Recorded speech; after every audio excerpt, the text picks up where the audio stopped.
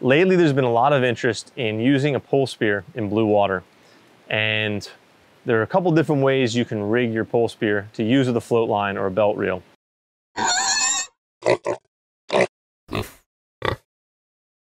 You can rig the tip to break away completely to your float. That way is great for big fish if you're going for a world record tuna or something that has a good chance of taking all your gear. But if you're just trying to use a float line for, you know, deeper reef fish, fish that you don't think are going to take your whole rig, and you want to keep your float line attached to your Polespear so you can't drop that Polespear and lose it, this is how I recommend rigging the roller Polespear. This will work on either our Nomad Polespear or our Predator. We have the same system on the hand loop, and essentially we designed our hand loops with a heavy duty quick link, and there's a threaded nut on the side of this quick link that you can back off, and it gives you about a 1/4 inch gap. Now that gap can be used to place a float line loop inside of it and close it up. So now your float line is easily attached to your Polespear. That link is also good. Let's say you didn't have a soft connection like that. A lot of float lines already have long line clips or snap swivels on them. You could take that same quick link, take your heavy duty long line clip, snap it on, and now you've got a very secure connection.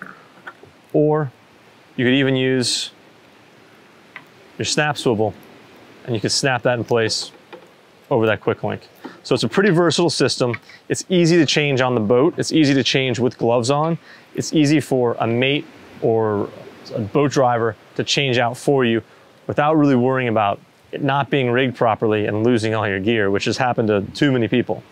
So one of the advantages of having, let me rig this one back up so you can kind of see it more easily, but one of the advantages of using the end of a float line that doesn't have any hard tackle on it, like any hardware, whether it's a shackle, a long line clip, a snap swivel, any other metal, is that it really keeps it much more streamlined and less cumbersome, less clunky where the handle is. So now you've got a piece of rope that's attached here, and when you go to pull, when you're using a float line, if you were to attach the float line to the back of the spear and you were to load it up to here and you were to shoot, that float line is going to drag on there and not let it shoot fully. But by having the float line here, you can shoot it and it's not going to cause any drag until you actually let go of the spear, and then it's finally pulling the float line. So whether it's a roller or any Polespear, I always recommend attaching to the band and the part of the band where your hand's going to go. But a roller Polespear really lends itself to attaching a float line quickly, easily, and securely.